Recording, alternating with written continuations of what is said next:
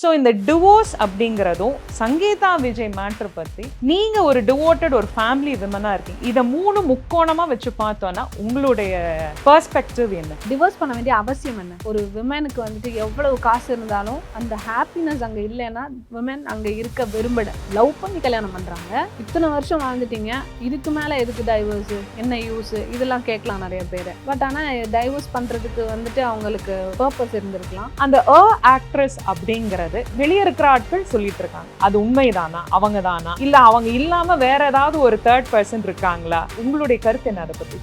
சில விஷயங்கள் நிறைய இருக்குது, அதை வந்து சொன்னால் தப்பாயிடும். அதனால நான் வந்து நிறைய விஷயங்களுக்குள்ளே போகலை. எவ்வளவோ டாலரன்ஸஸை மீறி அவங்க கண்டிப்பாக வார்னிங்ஸ் எல்லாம் கொடுத்து அதுக்கப்புறமா தான் வந்து இந்த முடிவுக்கு வர்றாங்க. நான் டைம் கொடுத்தேன், அவங்க அதில் பெட்டிஷனில் இருக்குது. 2021 நாங்கள் வந்துட்டு இந்த பெட்டிஷன்ஸ் எல்லாம் எக்ஸ்சேஞ்ச் பண்ணோம். அதுக்கப்புறமா கூட he continued to be in the extra marital affair. Continue தான் பண்ணாரு, அவர் மாற்றிக்கொள்ளலை தன்னை அப்படின்ற ஒரு இது அந்த ஸ்டேட்மெண்ட்ஸில் இருக்குது.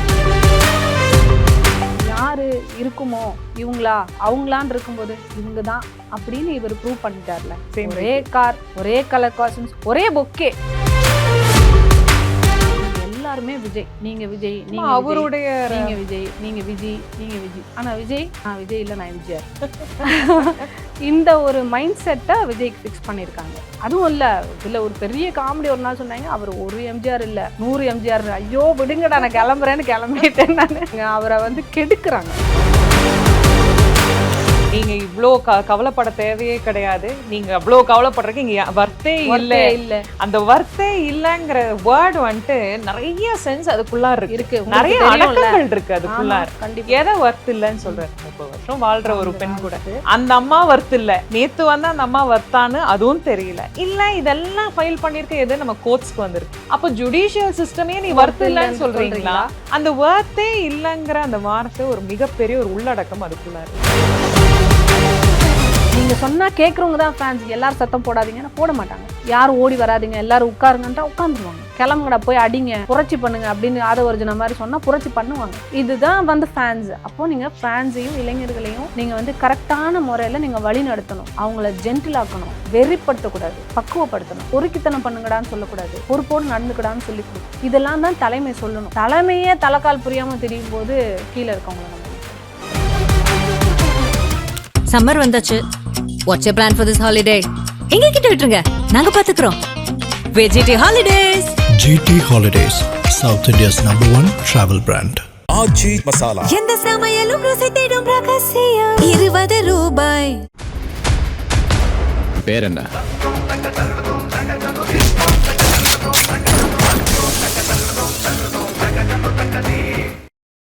சங்கீதாக்கும் விஜய்க்கும் இன்னும் அவ்வளோ பெரிய டிஃப்ரென்ஸ் ஆஃப் ஒப்பீனியன்ஸ் அங்கே வந்துட்டு அவங்களுக்கு தேவையான பணம் காசு இருந்திருக்கும், நல்ல தொழிலில் கணவர் இருக்கிறாரு, பசங்களும் பெருசாயிட்டாங்க. ஆனால் இதுக்கு மேற்பட்டு மறுபடியும் 1998 1999 அவங்க மேரேஜ் நடந்தது. இவ்வளோ வருஷம், கிட்டத்தட்ட 30 வருஷம் கழித்து அவங்க டைவர்ஸ் பண்ணுறாங்க அப்படின்னா அதனுடைய கண்ணோட்டம் உங்களுக்கு என்னவா இருக்கு? அதை பற்றி நீங்கள் என்ன நினைக்கிறீங்க? ஸோ டிவோர்ஸ் மட்டும்தான் ஒன்லி சொல்யூஷனா? Because I have seen plenty of people. இப்போ கோர்ட்ஸ் வந்துட்டு சென்னை நம்ம மெட்ராஸ் ஹைகோர்ட் எடுத்துக்கிட்டோம் அப்படின்னா பேக் சைடில் இருக்க ஃபேமிலி கோர்ட்டில் 1 கோர்ட் 2 கோர்ட் அப்படிங்கிற மாதிரி தான் இருந்துன்னு சொன்னாங்க. ஆனால் இன்னைக்கு நம்பர் ஆஃப் ஃபேமிலி கோர்ட்ஸ், அந்த நம்பர் ஆஃப் கோர்ட்ஸ்லேயும் ஹெச்எம்ஓபி கேசஸ், அதான் இந்த marriage divorce petitions, civil suit, criminal கேசஸை காட்டிலாம் அவுட்ஃப்ளோ ஆகுது அத்தனை டிவோர்ஸ் கேசஸ்.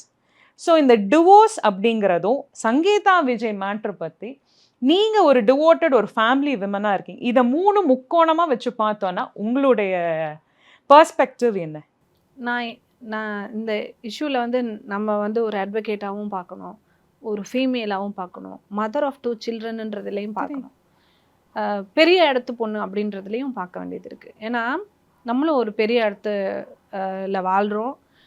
அப்படிங்கும்போது எல்லாரோட பார்வை எப்படி இருக்குன்னு சொன்னால், இவங்களுக்கு என்ன பிரச்சனை இருக்க போகுது, நல்ல வாழ்க்கை, ஆமாம்மா, பெரிய குடும்பம், அவங்களுக்கு என்ன சொத்து பணம் இல்லையா, காசு இல்லையா, கார் இல்லையா, பங்களா இல்லையா, இதுதான் பேச்சு இருக்கும்.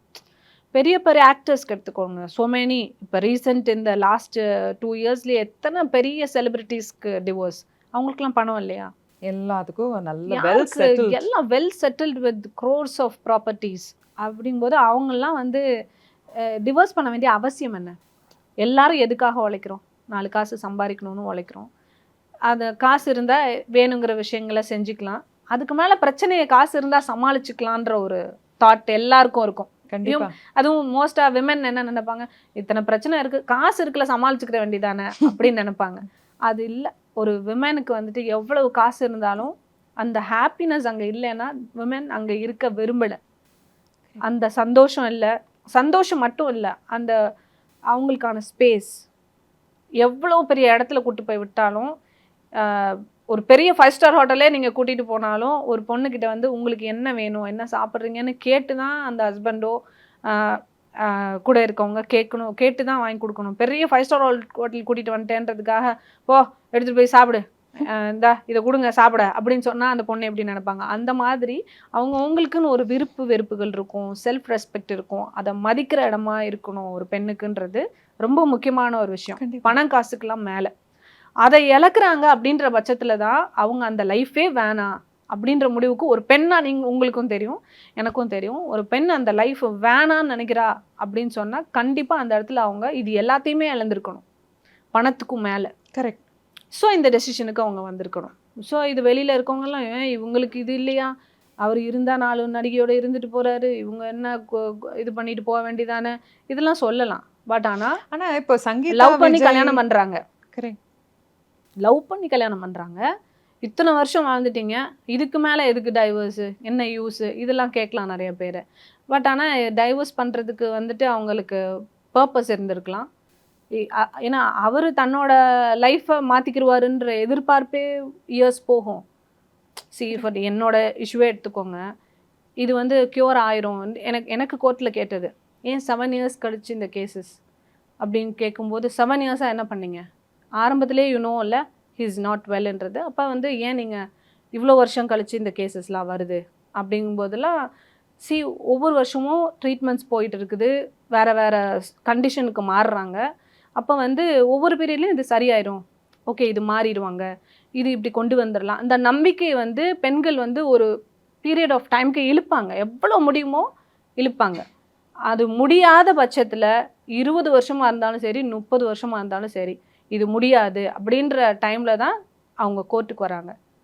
அப்போ அந்த கோர்ட்டில் அவங்களுக்கான நியாயம் கிடைக்கணும். இந்த இடத்துல சங்கீதாவோட ஸ்டாண்ட் வந்து என்ன அப்படின்றது அவங்களே சொன்னால ஒழிய, அண்ட் ஹூ லீக் இந்த பெட்டிஷன்ஸை வந்து யார் லீக் பண்ணாங்க, இதெல்லாம் நமக்கு தெரியல, இது எதுக்காக இவ்வளவும் பண்ணுறாங்க, அதெல்லாம் புரியாமல் நம்மளே ஒரு பிக்சருக்கு வரக்கூடாதுன்னு நினைக்கிறேன். அவங்களோட பர்சனல் ஸ்பேஸில் லெட்டர் ஓப்பன் அப், அவங்க ஓப்பன் அப் பண்ணாங்கன்னா நம்ம அதுக்கு மேலே அவங்களுக்கு என்ன ஹெல்ப் தேவைப்படும், அவங்க எதனால் இப்படி இருக்காங்க. எத்தனையோ லீடர்ஸ் இருக்காங்க. நீங்கள் யோசிச்சு பார்த்தீங்கன்னா மோடி அவர்கள் மனைவி கூட இருக்காரா? கிடையாது. இல்லை. கலைஞர் அவர்களுக்கு ஒரு மனைவியா? இல்லை, 2 குடும்பம் இருக்குது. அப்படிங்கும்போது எத்தனையோ பேர் செலிப்ரிட்டிஸ் எடுத்துக்கிட்டிங்கன்னா, நம்ம அரசியல் கட்சியில் இருக்கவங்களே வந்து ஒரு கல்யாணம் இல்லை மறு கல்யாணம் பண்ணுவாங்க, டிவோர்ஸ் பண்ணிக்குவாங்க. ஜெயலலிதா அவங்க எல்லாம் எடுத்துக்கோங்க, அவங்களுக்கு இன்னைக்கு வரைக்கும் நேற்று வரைக்கும் நான் தான் பொண்ணுன்னு ஒருத்தர் புதுசாக வந்துக்கிட்டே இருக்காங்க ஒவ்வொரு வருஷமும். கொஞ்சம் கலராகவும் கொஞ்சம் குண்டாகவும் இருந்துட்டா கண்ணாடியை மாட்டிட்டு பச்சை சிலையை கட்டிட்டு நாமத்தை போட்டுட்டு நான் தான் ஜெயலலிதா பொண்ணுன்னு வந்துடுறாங்க. அப்போது இதெல்லாம் வந்து லீடர்ஸ் ஃபேஸ் பண்ணுற விஷயங்கள். அவங்க பர்சனலாக அவங்க எவ்வளோ தான் இதாக இருந்தாலும் அவங்க ஃபேஸ் பண்ணி தான் ஆகணும். பப்ளிக் லைஃப்பில் வந்துட்டு அவங்க ஆன்சர் பண்ணணும். அதுக்கு லீடர் அவரோட பர்சனலை எப்படி சொல்லுவீங்க, எப்படி சொல்லணும், அவர் லீடர். விஜயா ஏஆர் ரஹ்மான் இஷ்யூ ஃபேஸ் பண்ணியிருக்காரு, எத்தனையோ ஆக்டர்ஸ் இப்போ ரீசெண்ட்டு ரவி, ஜிவி பிரகாஷ் இவங்கெல்லாம் ரொம்ப ஃப்ரெண்ட்லியாக மியூச்சுவலாக பிரிஞ்சுக்கிட்டாங்க, யாருமே அதை பற்றி கமெண்ட் பண்ணல. சரி, இப்போ என்னுடையன்னு மட்டும் கிடையாது, எல்லா சிவிலியன்ஸ்க்கும் ஒரு டவுட், பெரிய ஒரு டவுட் என்னன்னா, விஜய் அவருடைய அப்பா சந்திரசேகர் சார், அவரும் டைரக்டர் கம் ப்ரொடியூசர், விஜயோட வம்சாவளி எடுத்துட்டோன்னா எல்லாருமே இன்டு த இண்டஸ்ட்ரி, சினிமா இண்டஸ்ட்ரியில் தான் இருந்து வந்துட்டுருக்காங்க. விஜய் வந்துட்டு நேத்தோ முன்தினமோ அவர் வந்துட்டு நடிக்க ஆரம்பிக்கல. அவர் காலந்தொட்ட நாள்ல இருந்து இன்னைக்கு வரைக்கும் வெவ்வேறு ஹீரோயின் கூட தான் நடிச்சுட்டு வராரு. அந்த எல்லா ஃபிலிம்லேயும் ஒவ்வொரு ஆக்ட்ரஸ் இருப்பாங்க. அந்த ஆக்ட்ரஸ் கூட நம்ம லவ் சீன்ஸ் இருக்கும், ஹக் சீன்ஸ் இருக்கும், இன்டிமேட்டாக இருக்கிற மாதிரி சில சீன்ஸ் அந்த மூவிஸ்க்காக பண்ணுவாங்க. அப்பெல்லாம் குரல் கொடுக்காத சங்கீதா இன்னைக்கு ஏன் அந்த பெட்டிஷன் ஃபுல்லாக நம்ம பார்த்தோன்னா ஒரே ஒரு ஆக்ட்ரஸ் தான் சொல்லிட்டு வராங்க. நான் என்னோட ப்ரீவியஸ் இன்டர்வியூவில் கூட நான் தான் சொன்னேன், actress an actress is what, அந்த வேர்டை மட்டும்தான் அவங்க ரிப்பீட் பண்ணிகிட்டே வராங்க. அந்த ஆக்ட்ரஸ் அப்படிங்கிறது யாரா இருப்பாங்கங்கிறது வெளியே இருக்கிற ஆட்கள் சொல்லிட்டு இருக்காங்க. அது உண்மைதானா, அவங்க தானா, இல்லை அவங்க இல்லாமல் வேற ஏதாவது ஒரு தேர்ட் பர்சன் இருக்காங்களா? உங்களுடைய கருத்து என்ன அதை பற்றி? இல்லை, இந்த கேள்வி உங்களை மாதிரி தானே எனக்கும் வருது. இது உண்மைதானா, உண்மையாக இருக்குமா, இவங்க தானா, இவங்க சொல்கிறது உண்மையா, இத்தனை கேள்விகள் எனக்கும் இருந்தது. இருக்காது. எத்தனையோ பேர்ட்ட பழகுறாரு,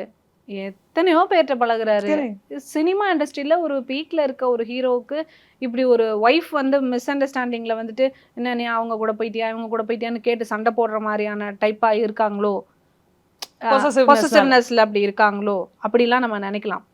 அப்போ அதை அவர் அண்டர்ஸ்டாண்ட் பண்ணிக்கிட்டு அவர் அந்த சுச்சுவேஷனை புரிஞ்சுக்கிட்டு அவங்க ஒய்ஃபுக்கு எக்ஸ்பிளைன் பண்ணணும். வளர்ந்த பசங்க 2 பேர் இருக்காங்க, எக்ஸ்பிளைன் பண்ணணும், தன்னைத்தானே ப்ரூவ் பண்ணணும். ஒரு ஃபோன் கால்ஸில் ஆகட்டும், அவங்க ஒய்ஃப் வந்து ஒரு சஸ்பெக்ட் வருதுன்னு சொன்னால் சும்மா வராதுல்ல. கண்டிப்பாக எந்த பெண்ணும் சும்மா கோமாளி கிடையாது. அதுவும் அவங்க வந்து அவர் ஒரு பெரிய ஹீரோவாக இருக்கும்போது தான் லவ் பண்ணுறாங்க. இத்தனை ஹீரோயின்ஸ் கூட நடிப்பார், இதுதான் அவரோட ப்ரொஃபஷன், தெரிஞ்சு தான் வராங்க. எல்லா படங்களுக்கும் ஆடியோ லான்ச் வரைக்கும் கிட்ட வந்து கைத்தட்டி ரசித்து பார்த்தவங்க தான் அவங்க. அவங்க இப்படி ஒரு முடிவு எடுக்கிறாங்கன்னா பொசசிவ்னஸில் கிடையாது. கண்டிப்பாக எவ்வளவோ டாலரன்ஸஸை மீறி அவங்க கண்டிப்பாக வார்னிங்ஸ் எல்லாம் கொடுத்து அதுக்கப்புறமா தான் வந்து இந்த முடிவுக்கு வர்றாங்க. நான் டைம் கொடுத்தேன், அவங்க அதில் பெட்டிஷனில் இருக்குது. அவர் பார்த்தேன் 2021லேயே நாங்கள் வந்துட்டு இந்த பெட்டிஷன்ஸ் எல்லாம் எக்ஸ்சேஞ்ச் பண்ணோம். அதுக்கப்புறமா கூட he continued to be in the ரிலேஷன்ஷிப்ல வந்து கண்டினியூ தான் பண்ணாரு. அவர் மாற்றிக்கொள்ளலை தன்னை அப்படின்ற ஒரு இது அந்த ஸ்டேட்மெண்ட்ஸில் இருக்குது. ஸோ விமன் சான்ஸும் கொடுக்குறாங்க, மாற்றிக்கோ, உனக்கு டைம் கொடுத்துருக்காங்க. ஸோ அது எதையுமே மதிக்காத ஒரு நபர் ஏன் இப்போ கூட யார் இருக்குமோ இவங்களா அவங்களான்னு இருக்கும்போது இவங்க தான் அப்படின்னு இவர் ப்ரூவ் பண்ணிட்டார்ல. வெட்டிங்க்கு 2 பேரும் சேம் கலர் காஸ்டியூம் போட்டு வந்தாங்கன்னு சொல்லிட்டு அதுதான் சொல்றீங்க. அதுதான் அந்த ஏஜிஎஸ் அவங்களோட கல்யாணத்துக்கு தான் வந்து ஒன்றா வராங்க, ஒரே மாதிரி காஸ்டியூம்ஸ், ஒரே கார், ஒரே கலர் காஸ்டியூம்ஸ், ஒரே பொக்கே. நானும் என் ஃப்ரெண்டும் ஒன்றா போகிறோன்னு வைங்களேன், ஒரு ஃப்ரெண்டும் நம்ம 2 பேரும் ஒன்றா போயிடலாண்டா அப்படின்னு சொல்லிட்டு ஒரு கல்யாணத்துக்கு போகிறோன்னா நான் ஒரு கிஃப்ட் வாங்கிப்பேன், அவன் ஒரு கிஃப்ட் வாங்கிப்பேன். நம்ம 2 பேரும் ஒரே கிஃப்ட் கொடுக்குறது ஃபேமிலியாக தான் இருக்கணும். அப்போ தானே ஒரே பொக்கே கொடுப்போம். அது எப்படி ஒரே பொக்கே, அது கூடவா கணக்கு விளக்குன்ற மாதிரி அவங்க அதை ப்ரூவ் பண்ணுறாங்க. நீங்கள் என்ன வேணாலும் பேசுங்க, ஆமாம் இதுதான் அதை சொல்ல வராங்க. So many things happening inside the party. உள்ளே வந்து அவங்களுக்கு பதவி கொடுக்க போகிறாங்கன்னு சொல்கிறாங்க, அவங்க தான் அடுத்த கட்சியை நடத்த போகிறாங்கன்னு சொல்கிறாங்க, அது விஷயமா சண்டை நடந்துட்டுருக்குன்றாங்க, டிஸ்கஷன் போயிட்டுருக்குன்றாங்க, அதில் பரபரப்பாக இருக்காங்க. ஒவ்வொரு நாளும் அதை பார்க்குறோம். பார்க்கும்போது உன்னை நான் பார்த்ததே இல்லை, நான் உன்கிட்ட இவ சும்மா சொல்கிறா, இது மாதிரிலாம் சொல்கிறாங்க.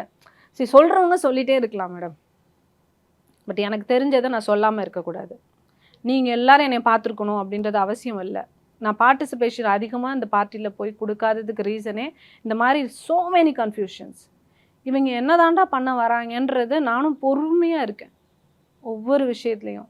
பட் ஸ்டில் நம்ம கீப் வாய்ஸிங் அவுட், நிறையா சேனல்ஸுக்கு பேசுகிறது வைக்கிறது, அது மாதிரி வாய்ஸிங் அவுட் பண்ணிட்டு தான் இருக்கோம்.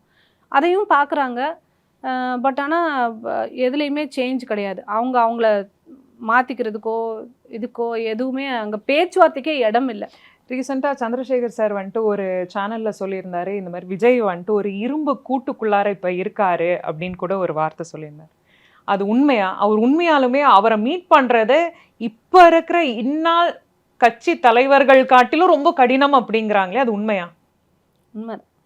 இன்றைக்கி யாரனாலும் ஈஸியாக சிஎம்ஐ பார்க்கணுன்னு நீங்கள் நினச்சிங்கன்னா இன்றைக்கி நினச்சிங்கன்னா நாளைக்கு பார்த்துடலாம். எவ்வளோ பெரிய அமைச்சரை பார்க்கணுன்னு நினச்சிங்கனாலும் இன்றைக்கி அப்பாயின்மெண்ட் போட்டிங்கன்னா நாளைக்கு பார்த்துடலாம். பொதுமக்கள் அவங்களே வந்து தினம் போய் 10 பேர் மெமோ கொடுக்கறதுக்கு நிற்கிறாங்க, அவங்களையும் சந்திக்கிறாங்க. பட் ஏன் இவர் லீடராக வரணும்னு நினைக்கிறவர் சந்திக்க மாட்டேங்கிறாரு?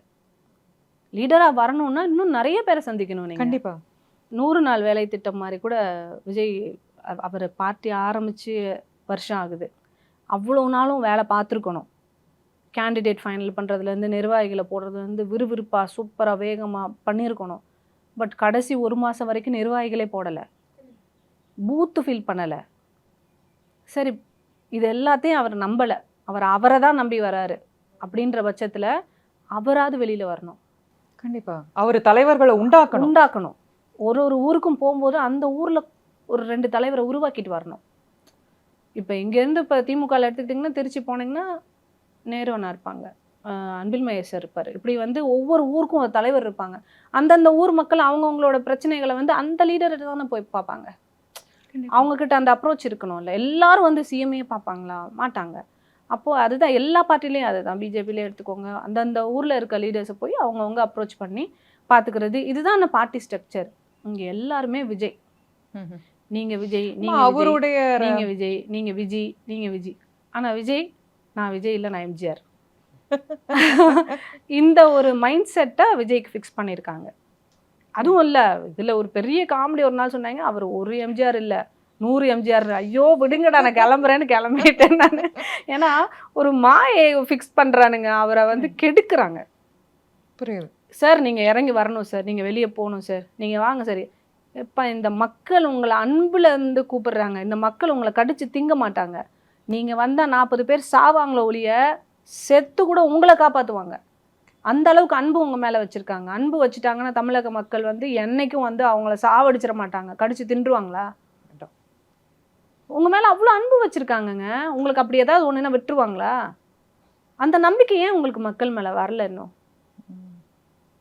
மக்களை நீங்கள் நம்புகிற வரைக்கும் மக்கள் உங்களை நம்ப மாட்டாங்க விஜய். அதை அவர் புரிஞ்சுக்கணும். எத்தனையோ செலிபிரிட்டி, ரஜினிகாந்த் சார் ஈஸியாக போய் அடையாரில் முந்தா நாள் வாக்கிங் போயிட்டுருக்காரு, கூல் ஆகிட்டார். அதை எல்லாரும் பார்க்குறாங்க. மற்ற கண்ட்ரீஸ்லாம் அப்படி கிடையாது. பிரசிடென்ட், பிரைம் மினிஸ்டர் எல்லாரும் ஜஸ்ட் வாக்கிங் போயிட்டுருக்காங்க, சைக்கிளில் போகிறாங்க, அதெல்லாம் பார்க்குறாங்க, ஹாய் ஹலோன்னு சொல்லிட்டு போகிறாங்க. அந்த மக்களை அப்படி நீங்கள் ட்ரெயின் பண்ணணும். அவர் அப்போ தான் வெளியில் வருவார், எல்லா இடத்துலையும் ஹாய் ஹலோ சொல்லிட்டு போயிட்டே இருக்கணும். அதை விட்டுட்டு நீங்கள் வெறித்தனத்தை ஊட்டுற வெறித்தனம் மாசு இது அதுன்னு பேசி உசுப்பேத்தி யங்ஸ்டர்ஸை அலைய விட்டு ஓட விட்டு இந்த மாதிரி ஒரு விஷயத்த நீங்கள் தான் க்ரியேட் பண்ணுறீங்க. ஏதாவது ஒரு மேடையில் எனக்காக பின்னாடி வர்றீங்க, ஆனால் இப்படி எல்லாரும் விழுகிறது வந்து எனக்கு கஷ்டமாக இருக்குது. என் வண்டியை தொடர்ந்து யாரும் வரக்கூடாது, நீங்கள் எல்லாரும் சேஃபாக போகணும். விஜயகாந்த் சார் சொல்லுவார், நீங்கள் எல்லாரும் வீட்டுக்கு பாதுகாப்பாக போகிற வரைக்கும் நான் என் அண்ணன் இங்கே தான் இருப்பேன், எல்லாரும் போயிட்டீங்கன்ற இது வந்ததுக்கப்புறம் தான் அண்ணன் வீட்டுக்கு போவேன்லாம் பேசுவார். அதெல்லாம் வந்து ஹீரோஸ் பேசணுங்க. அப்போ தான் வந்து பீப்புள் வந்து அண்ணன் நம்மளை எதிர்பார்த்துட்டு இருக்காரு, அண்ணன் சொல்லிட்டாரா நம்ம செஞ்சிடும். இதுதான் பீப்புள் அப்படி தான் இருக்காங்க. அப்போ வந்து ஏன் எந்த மேடையிலையும் அநாகரிகமாக பேசாதீங்க, பெண்களை அவதூறு பேசாதீங்க. நம்ம பார்ட்டியில் இருந்தாலும் சரி, நம்ம பார்ட்டியை விட்டு போனாலும் சரி, எனக்கு கல்யாணம் பண்ணி பொண்டாட்டி இருக்குது, இந்த பொண்டாட்டி என் கூட வாழலைனாலும் சரி, அந்த பொண்டாட்டியை பேசாதீங்கன்னா சொல்லணும்ல. எங்களையெல்லாம் பேச வேணாம், உங்கள் பொண்டாட்டியை இன்னைக்கு பேசுகிறானுங்க, உங்கள் பொண்டாட்டியை பேசுகிறதுக்கு கூட வரமாட்டீங்க, அவனுங்க பேச விட்டு வேடிக்கை பார்க்குறீங்கன்னா என்ன மாதிரியான மனநிலையில் இருக்கார் இவர்? அதுக்கு தான் அவர் ரொம்ப அழகாக ஒரு இதில் சொல்லியிருக்காரு மாநாட்டில், நீங்கள் இவ்வளோ கவலைப்பட தேவையே கிடையாது, நீங்கள் அவ்வளோ கவலைப்படுறதுக்கு இங்கே வர்த்தே இல்லை. அந்த வர்த்தே இல்லைங்கிற வேர்டு வந்துட்டு நிறைய சென்ஸ் அதுக்குள்ளார இருக்கு, நிறைய அடக்கங்கள் இருக்கு அதுக்குள்ளார. எதை வர்த்து இல்லைன்னு சொல்றாரு. அதாவது ஒரு 25-30 வருஷம் வாழ்ற ஒரு பெண் கூட அந்த அம்மா வர்த்து இல்லை, நேத்து வந்து அந்த அம்மா வர்த்தான்னு அதுவும் தெரியல, இல்ல இதெல்லாம் ஃபைல் பண்ணிருக்க எது நம்ம கோர்ட்ஸ்க்கு வந்திருக்கு. அப்போ ஜுடிஷியல் சிஸ்டமே நீ வர்த்து இல்லைன்னு சொல்றீங்களா? அந்த வர்த்தே இல்லைங்கிற அந்த வார்த்தை ஒரு மிகப்பெரிய ஒரு உள்ளடக்கம் அதுக்குள்ள இருக்கு. அதுல கூட அதுல வந்து ஒரு இதுல கமெண்ட் பண்ணிருந்தீங்க. நான் கொடுத்த லெட்டர்ல அதை கொடுத்துருந்தேன். அதுக்கு தான் அவ்வளவு பேரும் என்ன கேக்குறாங்க, அவர் என்ன சொன்னாரு நீ புரிஞ்சுக்கல. சரி நான் புரிஞ்சுக்கலப்பா, நீ புரிஞ்சுக்கிட்டது என்ன ஒருத்தன்னு சொல்லு, நான் தெரிஞ்சுக்கிறேன். இல்ல உங்க அண்ணன் எதை சொன்னாருன்னு அவரையே சொல்லு. நீ பிளேனா போற போக்குல ஒருத்தர் இல்லை அப்படின்னு சொல்லிட்டு போக முடியாதுல்ல. ஒருத்தர் நானா நீயா நம்ம வாழ்க்கையா பிள்ளையா என்னன்றதை சொல்லுங்க. ஒரு பெண்ணை நீங்க உங்க கூட வாழ்ந்த பொம்பளையவே நீங்க இப்படி நினைக்கிறீங்கன்னா கட்சிக்குன்னு வர பொம்பளைங்களுக்குலாம் அவ்வளோதான மரியாதை. வண்டியில போய் விழுகிற ஒரு பொம்பளையவே கண்ணாடியை கூட இறக்காம போயிட்டாரு. விஷம் குடிச்சிட்டாங்க, விஷம் குடிச்சு அட்மிட் ஆயிருக்காங்க. நியூஸ் ஒரு கேடர்ல ஒருத்தர் கூட போய் பார்க்கல வைக்கல. மலேசியாவில் போய் டான்ஸ் ஆடிட்டு வந்துட்டீங்க. நம்ம வீட்டில் ஒருத்தர் இறந்துட்ட மாதிரி தான் 40 பேர் கரூரில் இறந்ததுன்னு சொன்னீங்க. 30 நாள் துக்கம், வீட்டை விட்டு வெளியில் வரலான்னீங்க. நம்ம வீட்டில் ஒருத்தர் இறந்துட்டா நம்மளோட தமிழர் பண்பாடு அது, நாங்கள் வந்து அரசியல் பண்ண மாட்டோம் 30 நாளைக்குன்னு உருட்டுனீங்க. நம்ம வீட்டில் ஒரு துக்கம்னா ஒரு வருஷத்துக்கு நல்லது கெட்டது செய்ய மாட்டோம். தீபாவளி பொங்கல் கொண்டாட மாட்டோம். நீ கிறிஸ்மஸ் கொண்டாடின, மலேசியாவில் போய் ஆட்டம் போட்டு ஜனநாயகனை கொண்டாடின. என்ன நடந்தது? இந்த 30 நாள் ட்ராமா போட்டிங்க, 30 நாள் பிளான் தேவைப்பட்டிருக்கு. என்ன பதில் சொல்லலாம் வெளியே போய்? 30 நாள் கழிச்சு போகிறோம், ஏன் 3ஆவது நாள் தான் வீட்டு ஏங்க நான் என்ன கேட்குறேன், பேசிக்காக இப்போ என் வீட்டில் ஒரு கஷ்டம் ஒன்று போக முடியல, என்னால் போக முடியாது, நான் போனால் என்னை குத்திடுவானுங்க, கத்தியில் குத்திடுவானுங்க, அந்த இடத்துல பெரிய பிரச்சனையாக வேணாம், எங்கள் வீட்டில் என் சார்பாக எங்கள் அம்மா அப்பாவை அனுப்புகிறேன், பிரச்சனையை ஈஸ் பண்ணுறதுக்கு சொல்ல. யாராவது ஒருத்தர் அதை கூட சொல்லி கொடுக்கல, அம்மா அப்பாவை அனுப்பியிருக்கலாமே சார். அம்மா அப்பா வேண்டாம், அவர் கூடவே நிறைய பேர்கள் இருக்காங்களே. அது கட்சி சார்பாக இருக்கும், கட்சிக்காரங்க மேலே தான் எல்லார் மேலேயும் எஃப்ஐஆர் போட்டிருக்காங்க, அதனால நாங்கள் யாரும் போக முடியல அப்படின்னு சொல்கிறாங்க. கட்சிக்காரங்க வேணாங்க, விஜய் இல்லைன்னா அவங்க அம்மா அப்பா போயிருந்தாங்கன்னா அந்த இடத்துல என்ன ஆயிருக்கும்? இந்த பிரச்சனை கம்ப்ளீட்டாக முடிஞ்சிருக்குமா? நீங்கள் மண்டபம் பார்த்துருக்க வேணாம், மண்டபம் சிறுசு பெருசுன்னு கம்ப்ளைண்ட் கொடுத்துருக்க வேணாம், எஸ்ஓபியை ஃபாலோ பண்ணலை நாங்கன்ற கம்ப்ளைண்ட்ஸ் வேணாம், விஜய் வரலன்ற கெட்ட பேர் வேணாம், கூப்பிட்டு வச்சு துக்கம் கேட்டன்றது வேண்டாம். இது எல்லாத்துக்கும் ஒன்லி சொல்யூஷன் இவ்வளோ தானே. இதை ஏன் கூட இருக்க ஒருத்தர் கூட சொல்லலையா உங்களுக்கு? இல்லை உங்களுக்கே தோணலையா? அப்போ நல்லது கெட்டதை சொல்லி கொடுக்கறதுக்கு உங்கள் கூட மனைவியோ அப்பா அம்மாவோ இல்லை, சிறையில் இருக்கார், ஒரு சிறையில் தான் இருக்கீங்க. அது சிறையை நீங்களே போட்டுக்கிட்டீங்களா இல்லை சிறைப்பட்டிருக்கீங்களா அப்படின்றதும் தெரியல. நம்ம அதெல்லாம் பார்க்காம சொல்லக்கூடாது. ஸோ நீங்கள் உங்களை நீங்களே வந்து வெளியில் வரலன்னா ரொம்ப கஷ்டம் இந்த பார்ட்டி அவரை நடத்துறது. அண்ட் இப்போ தான் பேசிகிட்டு இருக்கோம், ட்வின்னிங் பண்ணி இந்த இதுக்கு போயிட்டாங்க, இந்த கல்யாணத்துக்கு வந்திருக்காங்க போயிட்டாங்கன்னு பேசிகிட்டு இருக்கோம். ஒரு வாரம் ஆச்சு எலெக்ஷனுக்கு டேட் கொடுத்து, கேம்பெயினுக்கு வருவார்னு பார்த்தா திருப்பியும் இப்போ ஒரே ப்ளூ கலரில் ஒரே காஸ்டியூமில் அட்லி வீட்டு வளைகாப்புக்கு போயிருக்காரு பாம்பேக்கு. ஸோ அவங்க அம்மா அப்பா பேசிக்காக சின்ன விஷயம் தான் இது, அவங்க அம்மா அப்பா தனியாக இவரே போல் 80வது கல்யாணம் பண்ணுறாங்க, தனியாக 4 அசிஸ்டன்ஸு அசிஸ்டன்ட் டைரக்டர்ஸ் இவங்களை சுற்றி வச்சுக்கிட்டு 2 சொந்தக்காரங்களை வச்சுட்டு 80வது கல்யாணம் பண்ணுறாங்க. மகன் மருமக பேரம்பேத்தி எல்லாரையும் வச்சு பண்ணணுன்ற ஆசை ஒரு பெரியவங்களுக்கு இருக்கும், கண்டிப்பாக இருக்கும். இங்கேருந்து தனி விமானம் பிடிச்சி மும்பையில் ஜோடி போட்டு நீங்கள் வந்து வளைகாப்புக்கு போகிறவங்க அடுத்து 2 தெரு தள்ளி இருக்காங்க அம்மா அப்பா, அவங்கள போய் அந்த கல்யாணத்தில் கலந்துக்கிறதுல உங்களுக்கு என்ன வந்துடும்? அம்மா அப்பாவுக்கு போக மாட்டீங்க, மனைவிக்கு போக மாட்டீங்க, பிள்ளைகளுக்கு ஒன்றுனா போக மாட்டீங்க, மக்களுக்கு ஒன்றுன்னா நான் பொங்கி எழுந்து வருவேன்னா நம்புறதுக்கு மக்கள் முட்டாள் இல்லைல்ல. அவருடைய தொண்டர்கள் எல்லாமே அவருடைய ரசிகர்கள் தான். அதுவும் அந்த ரசிகர்களுடைய ஏஜ் குரூப் அப்படின்னு பார்த்தோன்னா ஒரு பர்டிகுலர் ஒரு ஒரு பர்டிகுலர் ஏஜ் லைனில் மட்டும்தான் இருக்காங்க. அரௌண்ட் ஒரு 15+. ஓகே, சின்ன குழந்தைங்களும் இருக்காங்க, ஆனால் ரொம்ப வெறி கொண்ட ரசிகர்கள் அப்படின்னு பார்த்தோன்னா அந்த 15 to ஒரு 35 வரைக்கும் கூட ஸ்ட்ரெச் பண்ணணும், 30க்குள்ளார அடங்கிடுறாங்க.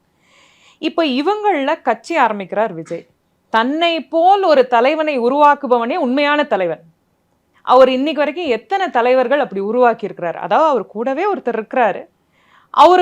அவரை பற்றி நம்ம சொல்லணும் அப்படின்னா, அவருடைய மாமனார் வந்துட்டு கோயம்புத்தூரை சார்ந்தவர், பெரிய ஒரு வியாபாரி, கோடிகளில் எண்ணற்ற கோடிகளை கொண்டவருடைய மருமகன் தான் இவர். அவரை தவிர வேற யாராவது தலைவராக உருவாக்கி இருக்கிறாரான்னு கேட்டால் நீங்கள் தான் அதுக்கு பதில் சொல்லணும். இதில் எத்தனை பெண் தலைவர்கள் இருக்காங்க? ஏன்னா ரீசெண்டாக வந்துட்டு ஒரு முக்கியமான இன்னொரு சிவகங்கையை சார்ந்த ஒருத்தங்க வந்திருந்தாங்க, அஜிதா மேடம். சிவகங்கை தூத்துக்குடி அஜிதா மேடம் வந்திருந்தாங்க. அவங்களும் வந்துட்டு அவங்க கார் முன்னாடி மறியெல்லாம் செஞ்சாங்க, நிப்பாட்டினாங்க, அவரை பார்க்கணுன்னு ஆசைப்பட்டாங்க, ஆனால் கடைசி வரைக்கும் அது நடக்கலை.